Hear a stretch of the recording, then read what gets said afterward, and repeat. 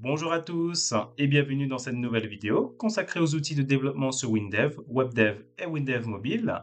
Pour ceux ou celles qui ne me connaissent pas, moi je suis Julien, développeur indépendant sur les outils de PCsoft. Aujourd'hui, on va parler de tout ce qui est variable. On verra comment les déclarer, les typer et les utiliser dans nos applications. Pour ce faire, pour déclarer une variable dans WinDev, WebDev et WinDev Mobile, on va utiliser la syntaxe suivante. Donc, on va définir un nom à cette variable. Puis on définit son type en utilisant la structure étant pour avoir tous les types masculins ou étune pour être tous les types féminins. Par exemple, je veux deux variables. Donc une variable qui va récupérer la totalité des produits qu'un client a acheté et le nom du client. Donc je vais faire total produit est un entier, car entier est un nom masculin. Et ici, je vais faire nom client est une chaîne, car chaîne, c'est un type féminin. Voilà.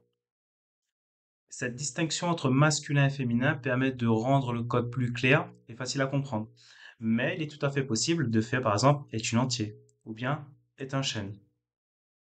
Le problème ici, c'est que si votre variable est masculine et que vous utilisez la structure est une, Windev pourrait ne pas vous proposer le bon type, car il va s'attendre à un type masculin et non féminin. Donc cela va rendre la recherche plus difficile, surtout si vous débutez sur l'outil et que vous ne connaissez pas par cœur tous les types que Windev propose. Pour les personnes expérimentées sur cet outil, ces personnes pourront savoir que ce type existe. Mais pour les personnes qui débutent, ça sera plus problématique. Donc, il faudra bien respecter le type de structure que vous allez utiliser, pardon, en fonction de la variable que vous allez déclarer. Le problème ici, c'est que si votre variable est masculine et que vous utilisez la structure est une, Windev pourrait ne pas vous proposer le bon type, car il va s'attendre à un type masculin et non féminin. Donc il faudra bien faire attention sur le type de structure que vous allez utiliser lors de la déclaration de votre variable. Ensuite, pour déclarer une valeur dans notre deux variables, ici, je vais faire, donc total produit est un entier, donc je vais mettre 18.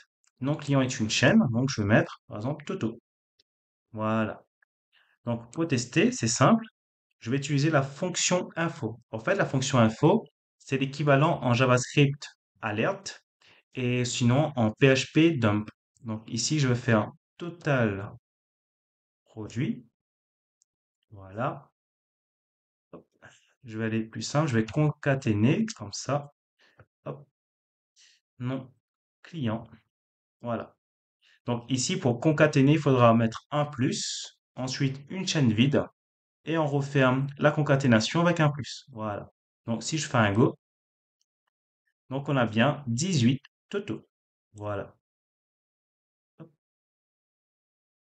Ensuite, nous avons des types avancés, donc tels que des tableaux, des structures. Donc le type tableau va nous permettre de stocker plusieurs valeurs du même type dans une même variable. Et le type structure, c'est un type composite permettant de regrouper différentes variables dans une seule structure. En fait, vous allez imaginer ça comme une classe ou bien un tableau JSON. Voilà. Pour déclarer un tableau, c'est simple. Alors ici, je veux un tableau de client. Donc je fais un tab client est un tableau de chaîne. En fait, ici, on a une variable qui a un type tableau et tableau a un type de chaîne. Voilà. En fait, on a deux types pour une variable ici. Donc, pour ajouter une valeur dans notre tableau, c'est simple, on va utiliser la fonction ajoute. Donc, on fait un tab client, point ajoute, hop, et là, je vais mettre Julien. Voilà. Et pour afficher ma valeur ici, je vais faire un info, comme tout à l'heure, tab client, indice 1. En fait, dans WinDev, comparé à d'autres langages comme JavaScript ou bien PHP, l'indice dans WinDev commencera toujours avec 1, mais pas avec 0. Par exemple, ici, si je fais 0, je fais un go. Donc, Windows me dit qu'un tableau, du moins, les dimensions d'un tableau doivent être positives, donc supérieures à 0.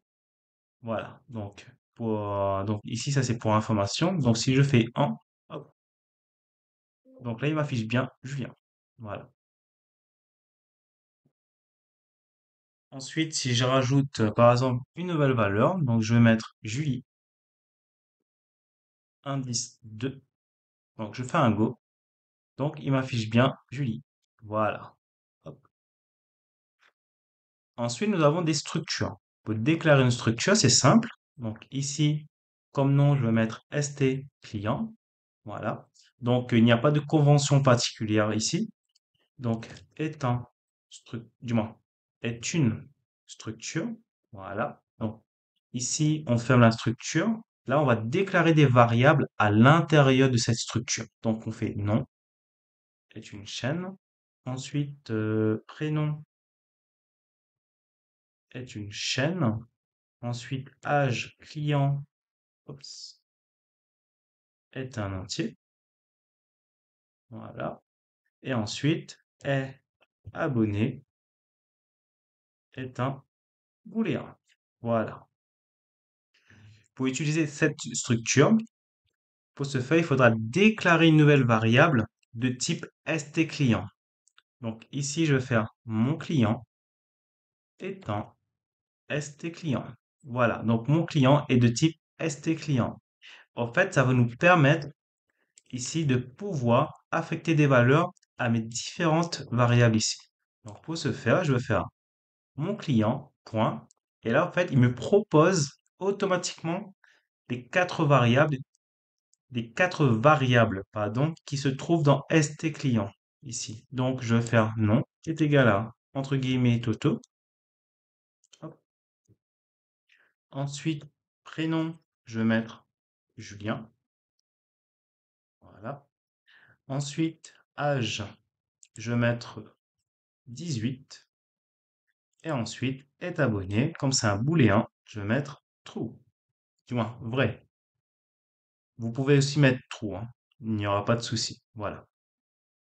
Maintenant, si on veut stocker cette variable et la consulter par la suite, il faudra qu'on déclare un tableau de stClient. Donc, pour ce faire, on va faire mes clients est un tableau de stClient.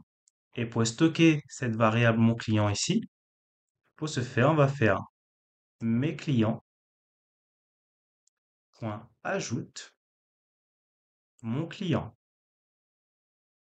Ensuite, pour visualiser les données de mon tableau structure mes clients, on va la parcourir. Pour ce faire, on va faire poitou C. Donc ici, je mets juste un nom qui va récupérer les informations. Donc poitou C2, mes clients, ici. Donc là, je ferme la boucle. Je vais faire info C. Point. Et là, il va me proposer les variables de ma structure stClient. Voilà. Donc ici, je vais faire nom. Voilà. Et là, si je fais un go, donc j'ai bien Toto. Voilà. Et enfin, nous avons les types spéciaux. Ils vont nous permettre de manipuler des données spécifiques comme les dates, les points géographiques, les identifiants uniques tels que les UUID, les montants financiers, les durées, les heures, ainsi de suite, ainsi de suite. Ces types vont nous être très utiles dans des contextes particuliers où la précision et la gestion des données complexes sont essentielles. Par exemple, ici, dans mon exemple, si je veux récupérer la date et l'heure du jour, il faudra juste faire ma date, heure, est une date, heure. Donc, qui est égal à, donc je vais ici utiliser la fonction, du moins, la fonction W langage, date, heure, système. Voilà. Heure, système. Donc là, ici, il va me récupérer la date et l'heure du système Windows de mon PC. Donc, ici, je fais un info de ma date, heure. Voilà. Je fais un go. Voilà. Donc, il me récupère bien la date du jour et l'heure du jour. Voilà. Avant de terminer la vidéo, un point important que j'ai oublié de mentionner au début, il est obligatoire de définir un type lors de la déclaration d'une variable. Sinon, une erreur sera générée systématiquement dans notre code. Par exemple, ici, si je fais est connecté est égal à vrai, donc j'aurai une erreur systématiquement ici. Donc, en fait, c'est une très bonne chose car cela permet d'éviter à la fois les erreurs et de savoir exactement quel type de données est attendu. Donc ici, est connecté est un booléen. Voilà. Voilà, donc ça sera tout pour cette vidéo consacrée aux variables dans les solutions Windev, WebDev et même Windev Mobile.